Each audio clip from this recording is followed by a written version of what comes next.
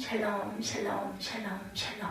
하나님 사랑합니다. 여러분 주 안에서 사랑합니다. 신명기 25장 말씀이죠. 1절에서 19절 긍휼히 여기는 자입니다.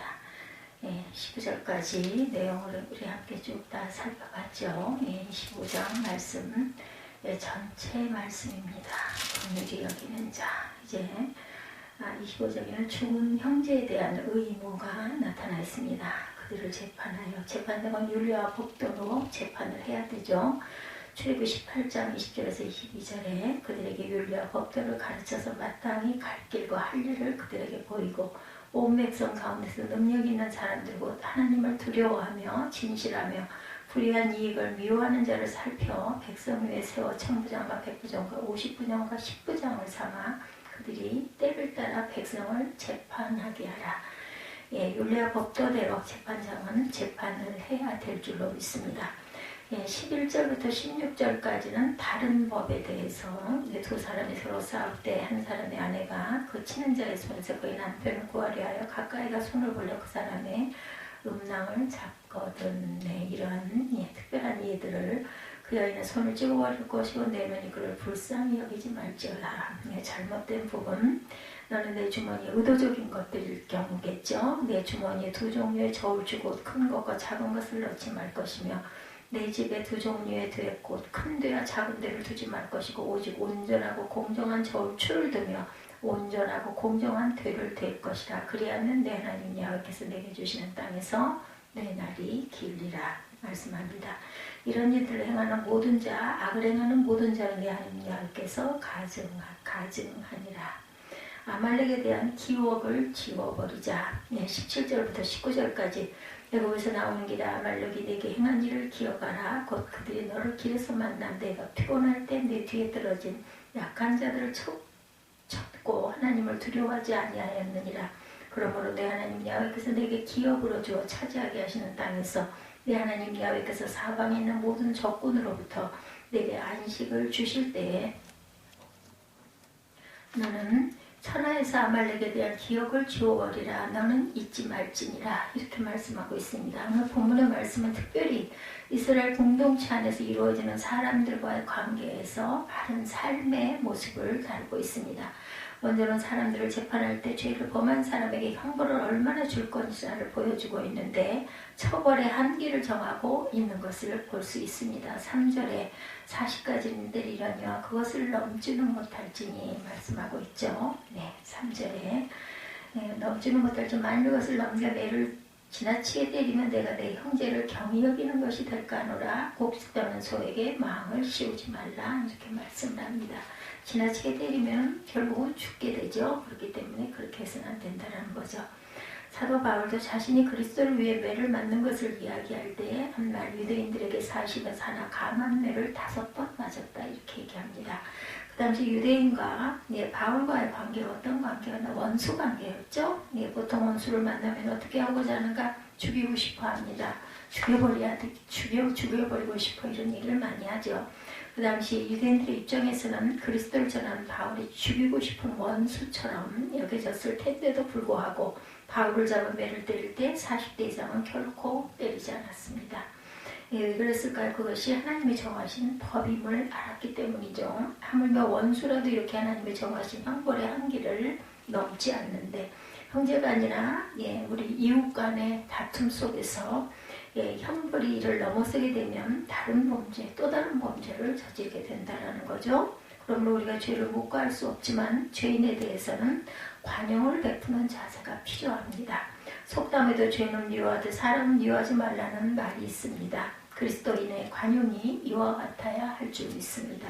관용에 대해서 바울이 여러 차례 말씀으로 교훈하죠.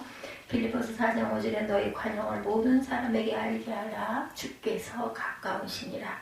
내가 비록 죄를 범한 사람이라 할지라도 주님께서 죄인된 나를 관용으로 용서하신 것 같이 그를 용서하면 주님께서 그 관용의 신앙을 보시고 나에게 가까이 다가오셔서 은혜를 베풀어 주신다는 거죠. 바울은 더 나아가 디도서 3장 2절에도 아무도 비방하지 말며 다투지 말며 관용하며 범사의 온유함을 모든 사람에게 나타낼 것을 기억하라. 내게 손해를 끼치고 내게 악한 악을 행한다 할지라도 그를 비방하지 말고 다투지 말고 관용하라 말씀합니다. 그럼 우리가 여기까지는 행하지 못한다 할지라도 사소한 일에 대해서는 참고 넘어갈 줄도 알고 큰 죄에 대해서도 지나친 형벌로 갚는 것이 아니라 오히려 정한 형벌보다 좀 줄여서 줄 때 하나님은 우리를 칭찬하시고 구별된 은혜로 선물을 주신다라는 것. 이것이 하나님이 원하시는 관용의 모습입니다. 오늘 본문에 또 하나의 예를 들어 형제에 대한 긍휼함을 보여줄 것을 말씀하고 있죠. 무슨 사건을 소개하고 있는가 하면 형제 중에 누가 죽었을 때 그의 아내를 다른 형제가 아내로 맞이하여 죽은 형제의 대를 잇게 하는 제도가 있었어요. 요즘에 이런 법이 없지만 그 당시 이스라엘 공동체 속에는 엄연히 존재하는 하나님의 정하신 법입니다. 그런데 가끔 형제 중에서 죽은 형제의 아내를 자신의 아내로 맞이하지 않으려는 사람들이 있었다는 거죠. 이 사람이 형의 아내를 자신의 아내로 맞이하지 않으려고 하는 이유가 무엇일까? 가족을 부양할 책임이 늘어나기 때문인 것입니다. 죽은 형의 아내를 맞이하면 그 아내로 끝나는 것이 아니라 그로 자식을 낳게 되는데 태어난 그 자녀까지 부양해야 하는 책임이 주어지기 때문이죠. 근데 이런 책임을 지기 싫다는 거죠. 일종의 이기주의, 그죠? 이런 이기주의에 대한 형벌은 9절에 그의 형제의 아내가 장로들 앞에서 그에게 나아가 그의 발에서 신을 벗기고 그의 얼굴에 침을 뱉으며 신을 벗기는 행위는 자신이 책임을 지지 않은 형제의 아내에 대한 상속권을 포기한다는 의미지만 그 내면의 뜻은 가족 간의 결별을 뜻합니다. 쉬운 말로 이제 너 같은 놈 다시 안 보겠다 이런 뜻이죠. 그래서 평생에 부끄러운 수치를 안고 살아가라는 의미에서 그의 얼굴에 침을 뱉는 거였습니다. 이것을 오늘날 우리의 삶에 어떻게 적용할 수가 있을까? 형제의 어려움을 외면하고 돕지 않는 사람들을 향해 하나님의 이와 같은 마음을 가지신다는 겁니다. 그러하여금 수치를 당하도록 만드신다. 베드로서 1장 7절에 경건의 형제 우애에 사랑을 더하라 말씀하죠. 경건이 무엇일까요? 하나님을 향한 신앙생활입니다. 그런데 하나님은 당신을 향해서만 신앙생활을 잘하라고 말씀하지는 않으세요. 누구를 향해서도 잘하라 하셨나? 형제와 이웃을 향해서 잘하라고 하셨습니다. 요한일서 4장 21절에도 우리가 이 계명을 주께 받았나니 하나님을 사랑하는 자는 또한 그 형제를 사랑할지니라. 만일에 형제들 가운데 어려운 형편에 있는 사람이 있다면 누가 가장 먼저 관심을 가지고 도와줘야 할까요? 형제들 가운데 그래도 예수를 믿는 사람이 가장 먼저 나서서 도움을 줄 수 있어야 한다는 거죠. 이런 선행을 할 수 있는 기회를 미루거나 빼앗기면 안 되겠다. 잠언 3장 27절에도 내 손이 선을 베풀 힘이 있거든 마땅히 받을 자에게 베풀기를 아끼지 말며 내게 있거든 이웃에게 이르기를 갔다가 다시 오라 내일 주겠노라 하지 말며 선한 일을 할 수 있는 기회를 뒤로 미루지 말라 말씀하고 있죠. 이웃사랑의 가장 먼저는 형제의 자매라는 것, 여러분의 형제에게 선한 사마리아인이 될 수 있기를 바랍니다. 전도서 11장 1절에도 너는 내 떡을 물 위에 던져라 여러 날 후에 도로 찾으리라. 여러분이 형제와 이웃을 향해 주님의 이름으로 베푼 것 결코 헛되어 없어지지 않는다라는 거죠. 하나님이 그 베푼 것을 다 기억하시고 그 이상으로 꼭 채워주신다라는 겁니다. 이스라엘 공동체 안에서 이루어지는 사람들과의 관계에서 또한 나타내야 할 신앙의 모습, 그것은 모든 일에 정직히 행하는 것입니다. 15절이죠. 오직 온전하고 공정한 저울추를 두며 온전하고 공정한 되를 둘 것이라. 사람들과의 모든 관계는 신뢰를 기반으로 한다. 서로 믿는 것입니다. 하나님이 말씀하신 공정한 저울추, 공정한 대, 이것은 상도덕에 해당되는 거지만 상거래뿐만 아니라 사회 전반에 걸쳐 정직이 행해지기를 하나님은 원하십니다.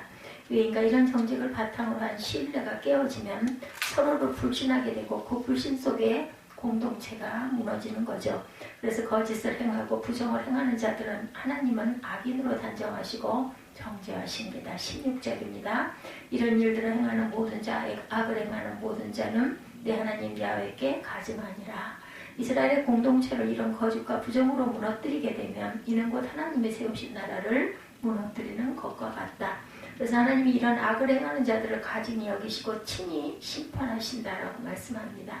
근데 왜 오늘날도 사회 전반에 하나님의 가증히 여기시는 거짓과 불신이 팽배하고 난무하는 것일까? 오늘 사회가 거짓과 부정을 관행으로 자꾸만 미화하고 덮어가기 때문입니다.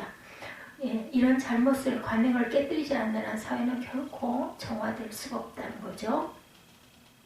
이런 잘못된 관행을 저지하고 고쳐나가는 일에 가장 먼저 앞장서야 될 성도들이 이런 일에 오히려 동참하거나 방관하고 있는 것이 문제라는 것입니다. 오늘날 많은 그리스도인들이 사회 속에 만연되어진 거짓과 부정을 보고도 모른 채 왜일까? 우리 또한 그것을 과감하게 지적하고 정죄할 처지가 못되기 때문이죠. 그러나 이는 하나님 앞에 부끄러운 모습이라는 것이죠. 이사야 21장 2절에 혹독한 묵시가 내게 보였도다. 속이는 자는 속이고 약탈하는 자는 약탈하도다. 엘람이여 올라가고 메대어 에옷사라 그의 모든 탄식을 내가 그치게 하였노라 하시도다. 거짓과 부정으로 인해 피해를 보며 탄식하는 사람들을 위해 하나님이 친히 개입하시는데 강한 대적인 엘람과 메대를 동원해서 이제까지 그들이 거짓과 부정으로 빼앗았던 모든 것을 다시 빼앗아 가시겠다라는 거죠. 그래서 하나님의 공의가 살아있음을 보여주시겠다라는 겁니다. 실제로 이스라엘 역사 속에 이런 일들이 얼마나 많이 일어났는지 하나님의 계속된 회개의 촉구 속에도 그들은 끝내 돌이키지 않냐죠. 그 결과 그들의 대적들로 인해 멸망을 당합니다. 아이러니한 것은 이스라엘 공동체 속에서 부정을 행하는 자들로 인해 피해를 보고 탄식하던 자들이 이런 이방 대적들이 공격해 나라를 점령하게 되었을 때 긍휼함 속에 오히려 더 안정적이고 평안한 삶을 살아가게 되었다는 것입니다. 하나님이 이렇게 이방 세력을 동원하셔서라도 약한 자들을 보호하시면서 당신의 공의를 이루어 가시는 것을 볼 수가 있죠. 그러나 전체 이스라엘 공동체 입장에서는 수치입니다. 자신들이 이룩해야 할 나라를 이방인들이 이룩하게 된 것이죠. 여기에 무슨 하나님이 택하신 백성으로의 자부심이 있겠는가요? 오늘날 이 사회가 거짓과 부정으로 무너져가고 더불어 교회도 무너져가는 현실 속에서 우리가 가장 두려워해야 할 것 무엇일까? 하나님이 더 이상 교회를 신뢰하지 않는 것, 교회를 통해 이 시대를 변화시켜 이 사회를 당신의 공의를 세워나가시겠다는 꿈을 포기하신다라는 거죠. 그럴 때 교회는 혼란이 닥치게 됩니다. 세상의 불신 세력으로부터 강력한 공격을 받게 되죠. 이런 불행한 일을 당해서는 안 되죠. 교회의 정화는 오늘 우리부터 시작해야 합니다. 내 삶 속에 있는 거짓과 부정을 스스로 제하되 뿌리까지 뽑아야 하는 거죠. 거짓과 부정이 더 이상 함께해서는 안 됩니다. 그리고 이런 거룩한 회개의 역사에 교회 전체가 동참하는 거죠. 마치 1907년 평양에서 시작되었던 영적 대각성 운동이 오늘날 한국교회 전반에 일어나야겠다는 것입니다. 이런 영적 대각성이 어디서부터 시작되어야 되는가? 나로부터 시작되어야 되겠죠? 우리 교회로부터 시작되어야 합니다. 내가 먼저, 우리 교회가 먼저 영적으로 회개하고 각성할 때 이런 거룩한 모습이 들불과 같이 한국교회 전체에 퍼져나가게 될 줄로 믿습니다. 이럴 때 이 땅에 어게인 1907년, 어게인 2021년이 되겠죠. 이 땅을 정직한 신앙으로 회복해 나가는 일에 저와 여러분과 우리 교회가 먼저 앞장서 나갈 수 있기를 주님의 이름으로 축복합니다. 이렇게 하나님의 공의를 나타내기를 힘쓰는 교회와 성도들을 하나님은 축복하십니다. 15절 하반절에 그리하면 내 하나님 여호와께서 내게 주시는 땅에서 내 날이 길리라. 오늘 말씀을 통해서 우리에게 교훈하신 내용을 우리의 마음 가운데 잘 새기시고 실천함으로 하나님의 약속하신 복을 모두가 누리며 살아가시기를 주님의 이름으로 축복합니다. 19절이죠. 그러므로 내 하나님 여호와께서 내게 기업으로 주어 차지하게 하시는 땅에서 내 하나님 여호와께서 사방에 있는 모든 적군으로부터 내게 안식을 주실 때 너는 천하에서 아말렉에 대한 기억을 지워버리라. 너는 잊지 말지니라. 사방에 있는 모든 적군으로부터 안식을 주실 것을 말씀합니다. 그리고 더 이상 대적들을 기억하지 아니할 것이라고 말씀하죠. 이런 귀한 축복이 이 땅에 임하기를, 그리고 이런 축복이 오늘 저와 여러분의 우리 교회 위에, 한국교회 위에 임할 수 있기를 주님의 이름으로 축복합니다. 기도하시겠습니다.